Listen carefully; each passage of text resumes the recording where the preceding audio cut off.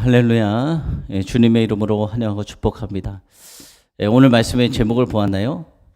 다시 한번 볼까요? 제목이 무엇이죠?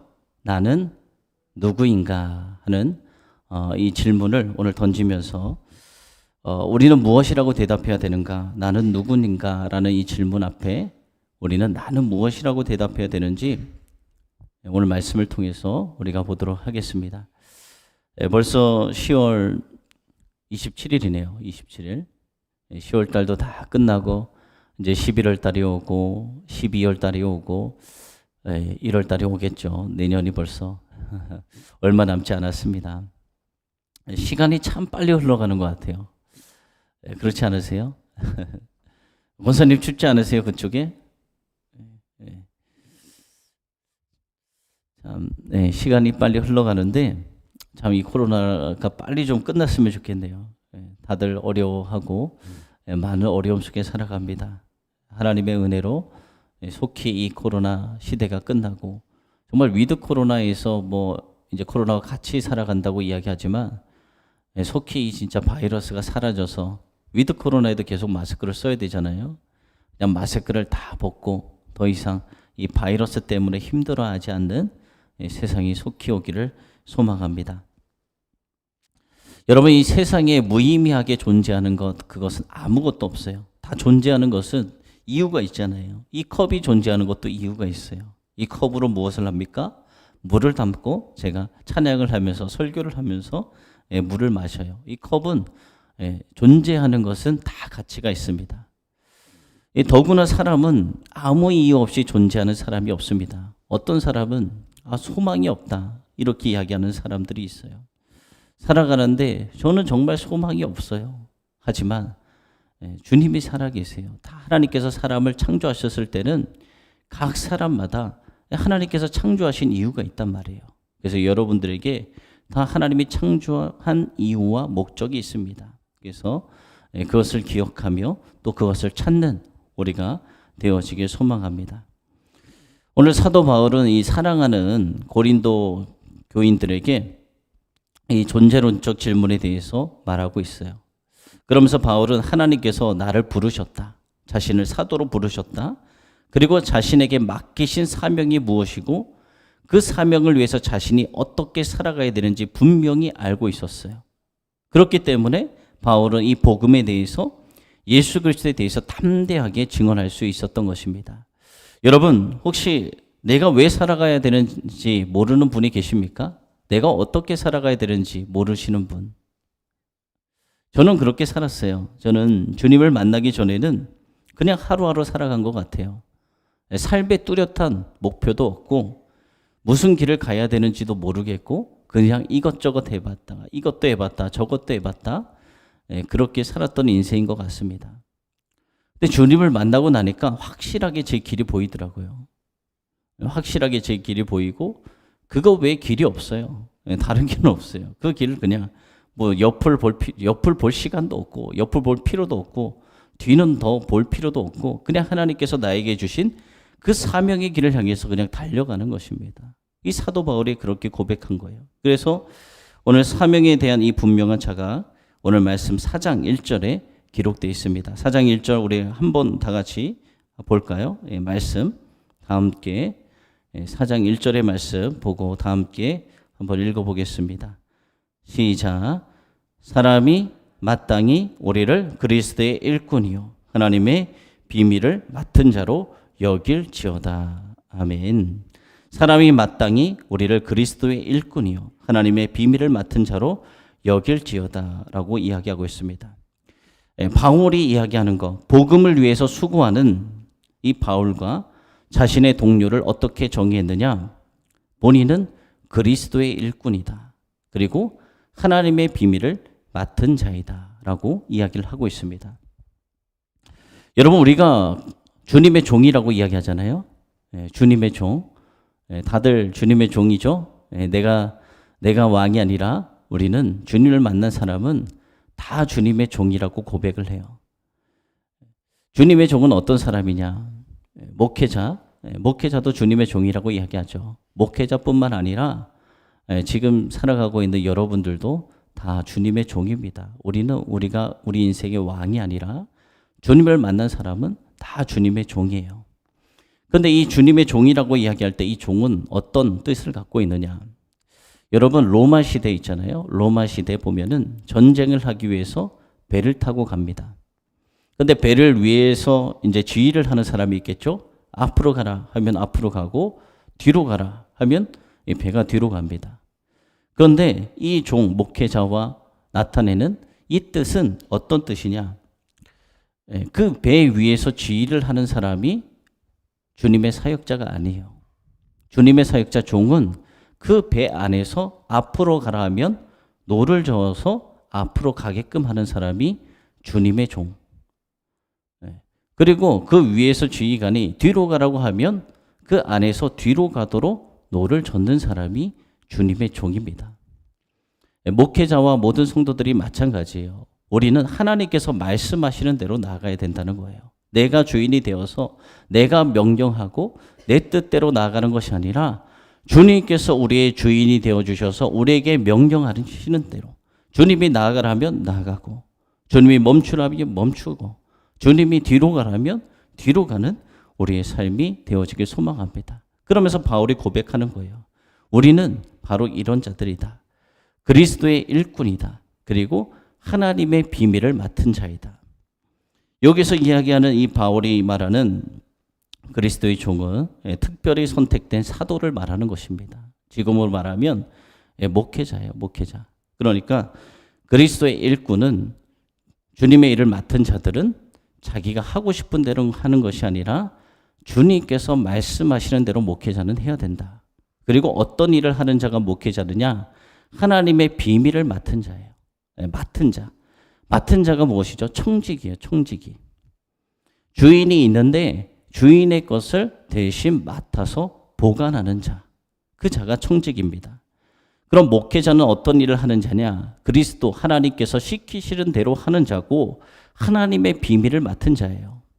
그래서 이 하나님이 알려주신 성경의 말씀 가운데 이 성도들의 뜻을 잘 모르고 해석하지 못하는 것들을 그런 신비로운 하나님의 말씀을 풀어서 성도들에게 전해주는 자가 바로 목회자입니다. 이게 목회자의 일이에요. 그리스도의 일꾼, 하나님의 비밀을 맡은 자. 충성되게 해야 될 일이 목회자가 해야 될 일이 바로 이것입니다. 그래서 바울은 이 복음의 파수꾼 사명을 가지고 있었어요. 복음의 파수꾼 얼굴로 살아가고 있는 바울은 오늘 말씀 첫 구절에서 우리가 볼 수 있는데, 그런데 그렇게 복음의 파수꾼 얼굴로 살아가야 하는 것은 단지 바울뿐만 아니라 복음에 응답하며 살아가는 우리 모두에게 몫이게 돼요. 우리 모두도 마찬가지예요. 그렇다면 이 복음의 파수꾼 얼굴로 살아가고 있는 바울과 우리도 그리스도의 일꾼이잖아요. 우리가 그리스도의 종이잖아요. 종은 무엇입니까? 주인이 시키대로 하는 자가 종이에요. 우리 모두가 사역자란 말이에요. 앞에 목회자가 있지만 목회자만 주님의 일을 하는 것이 아니라 주님의 종이 아니라 모든 이들이 주님의 종이에요. 여러분 주님의 종 아닙니까? 여러분이 왕이세요? 주님보다 여러분이 왕이세요? 주님의 종이잖아요. 주님이 우리의 왕이시고 주님의 종입니다. 그래서 우리에게 요구되는 것이 무엇인가? 2절 말씀 보도록 하겠습니다. 2절 말씀 보면은 그리고 맡은 자들에게 구할 것은 충성이다. 이렇게 말씀하고 있습니다. 여러분 직장생활 할 때 충성되게 하십니까? 아니면 충성되게 하지 않습니까? 하나님 예수 그리스도를 모시고 살아가는 사람은, 주인으로 모시고 살아가는 사람은 일을 하는데 어떻게 하느냐? 충성되게 감당을 해요. 복음의 일꾼이 우리들에게 요구되는 첫 번째가 무엇이냐? 충성이에요. 충성. 충성의 뜻은 신뢰할 만하다, 믿을 만하다 라는 뜻을 가지고 있습니다. 끝까지 최선을 다해서 신의를 지키는 것, 끝까지 신실한 것을 충성이라고 이야기해요. 여러분, 누군가에게 일을 맡길 때 그 사람이 충성되게 일을 하지 않는다. 그러면 일을 맡기겠습니까? 일을 맡기지 않죠. 그 사람에게 일을 맡겨도 될 만큼 끝까지 그 사람이 충성되게 신의를 지킬 사람이냐, 그렇지 않는 사람이냐 하나님께서 보고 판단하십니다. 그리고 하나님께서 우리에게 일을 맡겨주실 때는 그 사람의 능력대로 맡겨주세요. 그 사람이 이 일을 감당할 수 있는 사람인가, 감당할 수 없는 사람인가. 그래서 그 사람에게 합당한 직분과 사역을 맡깁니다. 하나님이 이 시대에 찾고 계신 사람이 있어요. 어떤 사람일까요? 바로 충성된 사람. 처음과 끝이 변하는 사람이 아니라, 처음에는 잘하다가 끝에 변하는 사람이 아니라, 처음 가진 그 신이 끝까지 변치 않는 사람, 그런 사람이 하나님 앞에 쓰임받게 되는 것입니다. 사도 바울이 이런 고백을 했잖아요. 사도행전 20장 24절 말씀에 내가 달려갈 길과 주 예수께 받은 사명 곧 하나님의 은혜의 복음을 증언하는 일을 마치려 하면은 나의 생명조차 조금도 귀한 것으로 여기지 아니하노라. 이것이 바로 사역자의 자세예요. 나의 생명조차 조금도 귀한 것으로 여기지 아니하노라. 여러분 이렇게 살아가고 계십니까? 이것이 쉬운 것이 아니에요. 제가 또 어제 하나의 이제 전화 통화를 받았어요. 새벽에. 어제가 아니라 화요일이었는데요. 화요일 날 이제 한 분이 저에게 전화를 주셨어요. 참 본인이 어렵다고 해서 경제적으로 어려운가 보다라고 얘기를 했죠. 생각을 했어요. 제가 수업을 이제 화요일 새벽마다 수업을 듣고 있는데 수업을 이제 들으려고 하는데 6시 한 47분 정도의 전화가 왔어요. 그래서 수업 중간에 어떤 급한 전화길래 연락이 왔을까 하고 받았습니다. 그랬더니 본인이 대구에 사는 사람인데 참 어렵다고 이야기를 하는 거예요. 그래서 알겠습니다. 제가 지금 수업 중이니까 끝나고 이 번호로 연락을 드리겠습니다. 라고 이야기를 했어요. 근데 그 사람이 경제적으로 어려울 거라고 생각했는데 전화 통화를 하자마자 본인은 소망이 없다고 이야기를 하더라고요. 살 소망이 없습니다. 살 소망이 없습니다.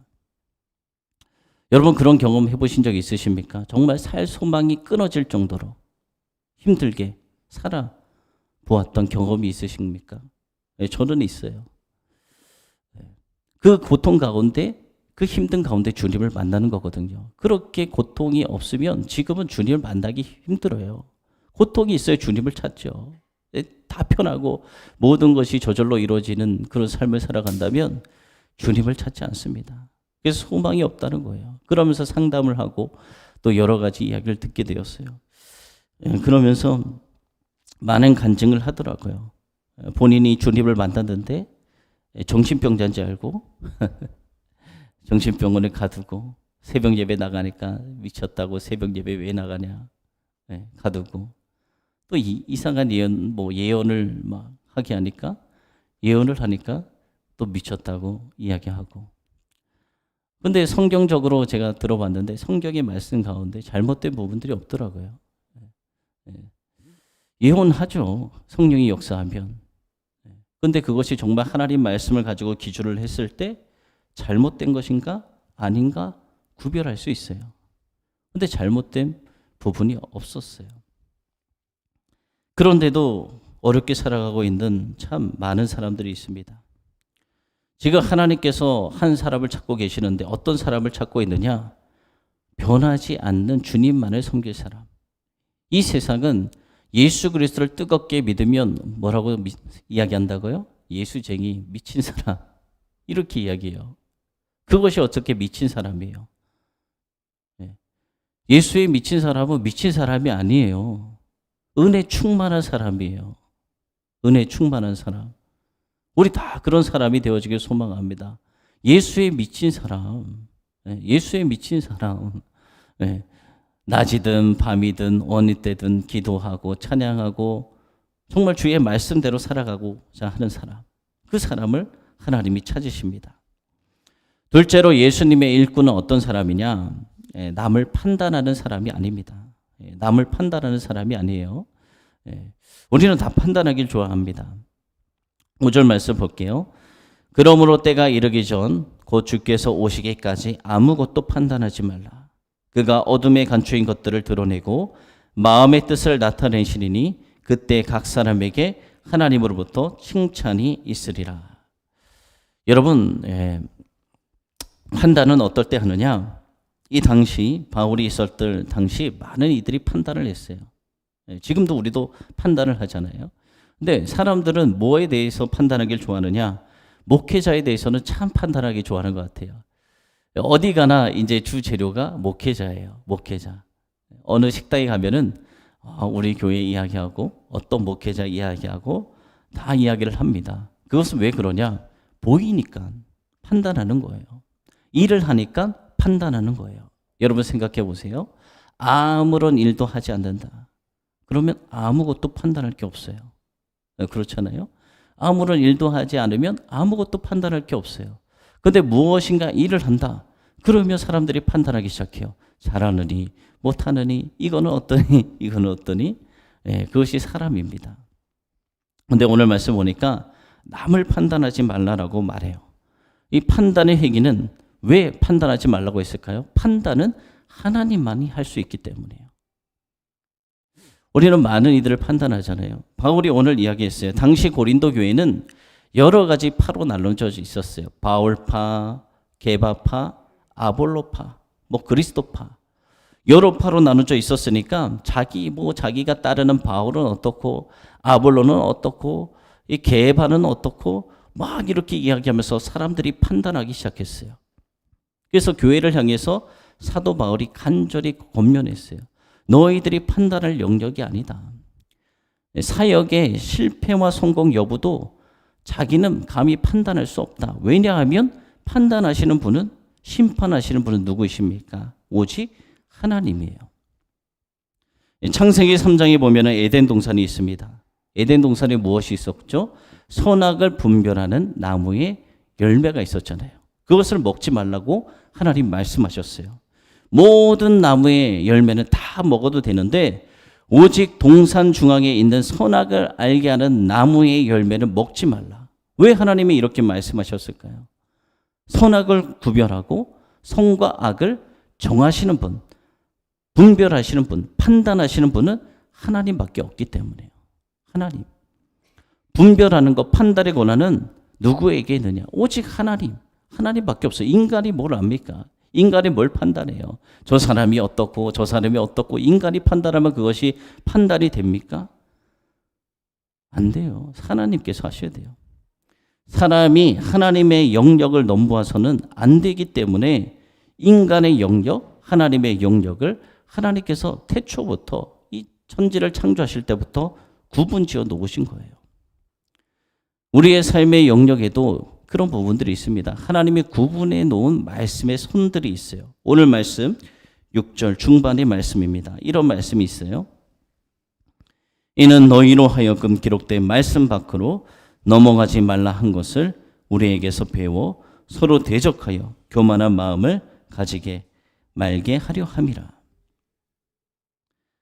사람들은 참 판단 이것은 하나님께 맡겨야 되는데 자기가 자꾸 하나님의 말씀을 들었다 하면서 자기가 하나님이냐 판단하고 심판하는 그런 사람들이 참 많이 있어요. 이것이 안타까워요. 많은 일들이 일어나고 있어요. 저도 이전에 교회에서 그런 분란들이 참 많았어요. 누가 판단하셔야 됩니까? 하나님이 판단하시는 거예요. 그리고 하나님이 결정하시는 거예요. 그런데 인간들이 다 자기가 내가 하나님을 대신해서 이 일들을 내가 심판해야 된다라고 나섭니다. 여러분, 심판의 영역, 판단의 영역은 절대 우리의 몫이 아닙니다. 하나님이 하시는 거예요. 하나님이 범죄하고 하나님이 죄악이다 하면 하나님이 심판하시죠. 우리가 할 수 있는 것이 아니에요. 우리는 함부로 남을 판단하는 그 하나님의 영역에 침범하지 않는, 죄를 범하지 않는 우리가 되어지길 소망합니다. 셋째로 예수 그리스도의 일꾼에게 요구되는 것은 자기 낮아짐이에요. 자기 낮아짐.